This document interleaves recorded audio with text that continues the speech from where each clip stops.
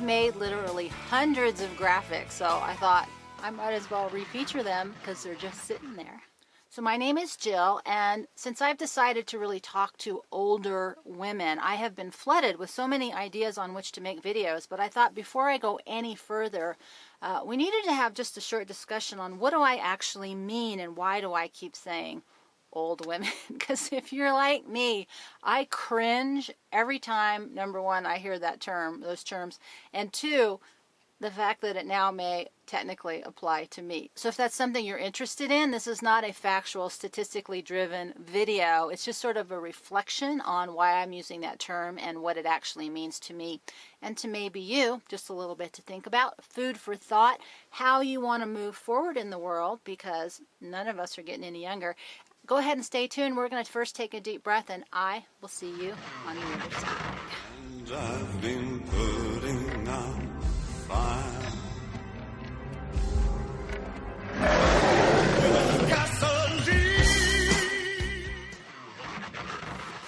So, who am I and why am I talking about old women? Well, I am getting older. I still, like I said, I cringe every time I hear that word, but the reality is I had a birthday last November that is moving me into a category that I am no longer comfortable with. But there was just a real reality check around that. And it's something I've thought a lot about. And this is a long explanation, probably for a very short subject. So let's just start with the easy stuff first. Part of what I'm trying to do with these videos is to have a real conversation as opposed to trying to cram everything into 3 minutes or even 10 minutes, in the sense that there's a push about that, and everything about the feminine energy that I'm trying to work with is a letting go and stepping back process. And so that's why we're doing these a little bit differently. I have hundreds of videos, so you'll get every flavor of the month if you explore. I mean, they are all over the place.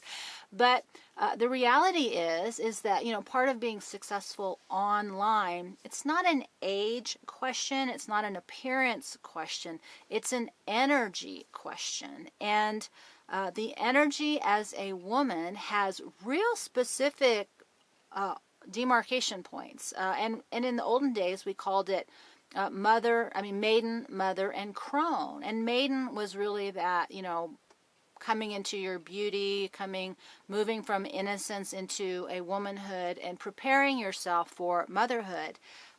Once you got married, you sort of dropped that push to be beautiful and seen as a sexual symbol. You had babies and you were in a role. You were a wife, you were a mother, you were a daughter, your sister, your friend, all these roles.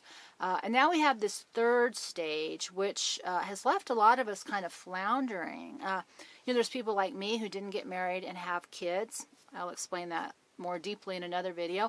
And then there's people who are post-parenting. And some people are grandparents raising their grandkids. So there are no hard and fast rules, but for my own sanity and how I want to look at my life, I've divided it into 4 stages. You know, 0 to 25 is about sort of the maiden. 25 to 50 is that mother-ish role. These aren't hard and fast. You know, 50 plus, I'm calling sage, as in mastery of self, of our inner wisdom, of our skill sets in the world, of who we want to be out in the world, what gifts we want to bring now that we should be good at something. And then 75 plus-ish is about, you know, we're physically slowing down. What kind of internal wisdom, what guidance can we really offer to our world? Because people are just living older and older. And sitting around watching television has never been a good long-term goal, at least for me.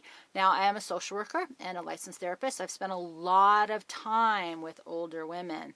I've met 35-year-olds that act like they're 70, and I've met 98-year-olds who are bouncing around like they're 45. So this isn't about a number, but it is a biology question, because women, we have very specific changes, and it's those transition periods, I think, that are extremely difficult. Now, once you move past your menopause shift, everything changes, and as a society, we keep talking about how we want to look younger, we want to feel younger, we want to play, we want to be happy, we want to travel, we want to do all these really lightweight kind of things. And it's really occurred to me, it's kind of this returning to an adolescent attitude. I was listening to a guy talk about in the olden days, there was a young person and there was an adult. There was no adolescence. And now we've extended adolescence to the age of around 30. There's two things about that. One is our brain doesn't fully develop until we're around 28. So our decision making is still a little bit questionable. But our bodies are designed to start having babies very early. But we are not mentally and emotionally mature in our current culture to really handle that process very well. So there's, our brain and our body are kind of off track from about 13, 14 to 28. And so, that's I don't have the answers for that. But if you're watching that, we are not there.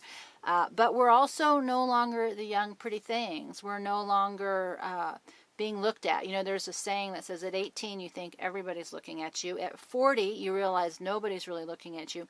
At 65 you wish somebody was looking at you. And there's a common perception that after a certain age, for both men and women, we feel invisible. Unless we have a lot of money and power, I think as a man or a woman, we still consider that success in our society. So if we have a lot of money and power, we can stay as visible and we can get whoever or whatever we want. The rest of us, we're not getting any younger. And as women, surprise, there's all kinds of massive changes, not just mentally, emotionally, and physically, but I believe there's a big spiritual change that's happening, not just for us normally, but that's happening at this point in time in our world. And so my decision to kind of switch to this feminine women conversation is really about for those of us who want to be active in what's actually happening, both with us and how that affects the world around us. And so trying to look young and be a cougar and sexy and all that kind of stuff, that's what some people are going to do, but I don't personally want to put my energy into that. I also don't personally want to put my energy into continuing to search or be a role. I think that it's a stage that women go through, and we'll never let that go. But there's still, like that post-parenting, that is the blossoming of a woman who can do whatever she wants and be whatever she wants, because her primary roles in this world are starting to step back. Now, most of us, because we're all living so much longer, will still be participating and taking care of our aging parents. And that can be a huge chunk of time out of this process, post-parenting process. And that, I think, is an important thing to do. So I'm not diminishing anybody who's in that moment where that's just what life is about right now. But we're all different. We all have different experiences. But I just feel like culturally in Western civilization, we've viewed women get old when they're no longer beautiful, when they no longer can produce babies, when they're no longer sexually attractive or interesting. I heard Joe Rogan say one time that after 35, a woman has no value because he's no longer attracted to her.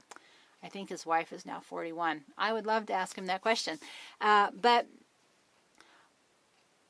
there is some truth to that. And we can be angry about it, and we can demand that other people see us, but I don't really think that's a good use of anybody's time and energy, because I don't really care what other people think. Until you get to that place, you're really trapped in a cultural wave that's very powerful. It has to be a real decision. What do I want my life to be about? And that, to me, is that letting go, stepping back process, because there's so much big stuff happening with the masculine and the feminine energy. The male, female, man, woman stuff is getting swept away. And it has to be a conscious decision. In the same way that I say stay human, we are, I believe, spirit first, human second, and then male or female, man or woman third. The spiritual stuff, I think, is kind of an internal process, and I don't like to talk a lot about that. The human stuff, I think, is a shared conversation between men and women, because we have a shared interest if we believe We want humanity to survive, which is a real question. And then we have the man-woman conversation. And the older I get, I grew up in the generation that said, we're equal, and spent a lot of time in my masculine energy. And now as I get older, I'm trying to understand better the feminine side, because that part of me is tired and she wants to step back. And so I'm trying to make a concentrated effort. So at a personal level, I am doing what I call one woman restoration, because I believe the rest part is that women need to do less out in the world and men need to do more. And I don't want to debate that in this video, but that's what I'm working on. And so I'm sharing thoughts and processes with you, because I'm never going to get organized and write a book. And if I don't do it now, it will be lost and forgotten forever. And I find these kinds of things helpful when I hear other people do them. So there's no hard and fast rules about when we get old. So why am I using that term, old women? Well, a couple things. One is, a while ago I read a book called Two Old Women. And for those of you who have read it, right? For those of you who haven't read it, it's just a Native American tale of from a tribe in Alaska, where a woman wrote the story that had been passed down for generations about two women. They're 75 and 80, and their tribe is starving in winter. And the tribe can't support them with food, so they cut them loose. They leave them behind to die, and the tribe goes forward trying to move food. And these two women decide they don't want to sit down and die, but they have this reality check. They've been doing a lot of sitting down and complaining, waiting for other people to wait on them. So they have to make that decision. If we want to survive, we have to change everything. And that's the story, is how and if, I won't spoil it for you, they do survive. And so most people who read that book love it, especially as you get older, because there's this thing happening physically where the limitations are getting real. And there's a bit of a panic about that as we are moving into a possible future scenario where being old is a liability, not just being invisible, but being exterminated because we're no longer useful. So in addition to, I don't want to look at you because you're not pretty anymore, you no longer are functional because you can't have babies, there's a component of old that is about usefulness. Like, are you contributing or are you just taking? And culturally, indigenous people cared for their elders because they brought wisdom. We don't have that relationship with young people right now. And when I was thinking about, these babbling videos that I've started to do, it really is just a resurfacing of the oral tradition. Right now we think everything has to be super concentrated, super fast, or written down, or go to a workshop in order for it to have value. But that sort of sitting around talking, of teaching lessons one-on-one, is getting lost. And that was always the way wisdom was passed around. I love that book, The Red Tent by Anita Demont. If you have not read that book, that is an awesome book. And the Red Tent was when the women gathered once a month because their cycles all synced up, and they told stories and shared wisdom. And part of being the old woman is the idea that you're no longer, you're hormonally different, so you have a different role. And I think that's a very personal decision about what we want that to be for ourselves. But when I've thought about it, how are we still useful? And if you've watched any of the other videos, you heard about the idea of, we are anchors of peace. And, the feminine represents peace, the masculine represents power. We have both within us, but I do think we have a primary energy in this world. And for women, our primary energy is that peace, because the peace comes through the heart. And the feminine is really about that heart. This isn't a right or wrong, a male, man, woman thing. It's just a generalization. So if we are going to focus on our heart and our peace, that doesn't have anything to do with our physical power. And the beauty of the feminine is its energy. The masculine is structure and form. And the energy doesn't age, only the form does. The structure gets older, but the energy never does. So There's nothing about being older that lacks in usefulness until you change your belief systems about what useful actually is. And I think that's the hardest part, because we are in Western civilization, we are a very thing, consumer, buy, status, physical process culture. If we can't be measured, then it doesn't have value. If I can't see it, it's not real. If you just feel it, then you have emotional problems. So it has to be an individual decision, and it has to be something that you value and you want to explore. But I'm using that word old woman just because it's a keyword, so that if it's something that you type in once, you will get more videos from me. So it's a marketing thing. I like that Two Old Women book. I like that as an idea. And I also like, the spiritual concept of when two or more are gathered. And I'm going to talk about that in a separate video. But I think what I'm coming to understand, the power for women is in the face-to-face and the gathering. So I'm trying to find women online right now who understand some of these things that I'm sharing. Not about being right or wrong, but just feel an energy being pulled towards doing something, the value in these older years. And how can we gather? I think our power is in coming face to face. How we find each other is the real issue in the world today. And so this is just my starting place with you, is to find you online and figure out how we can find each other in real time, to continue the oral tradition of gathering and sharing wisdom, one-to-one, in small groups, and all ages. But right now, we're just focusing on old women. So I just want to tell you a quick story about this shirt. So part of what I'm doing is I'm focusing on building out my horse trailer over there, and I'm trying to consolidate, colors, decorating, things like that in my own mind. And I really like this red plaid buffalo. So I'm trying to keep my colors and my prints and my ideas.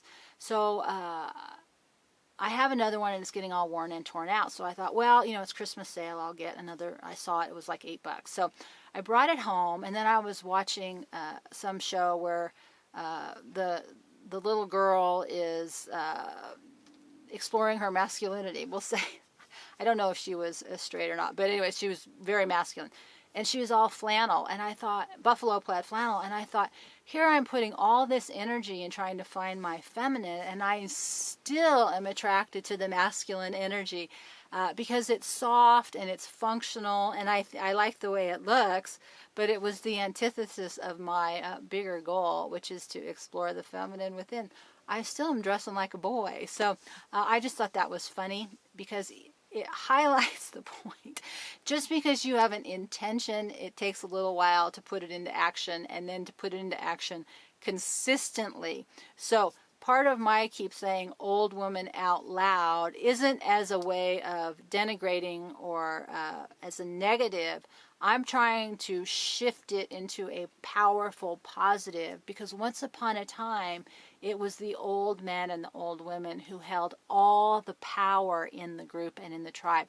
They were revered, they were honored, they were respected, and they were necessary for the whole to survive. And as we move to this crossroads where humanity is on the precipice of extinction, if we old men and old women aren't excited about being part of the process of saving humanity and choosing to stay human, well, you get what you pay for. So I am part of that group that wants humanity to survive. I'm doing my part here with you. And that's going to be it. So for right now, if you like all this, I hope you'll subscribe. Check out the links below. I have lots of stuff everywhere. We're going to take a deep breath, and I will see you next time.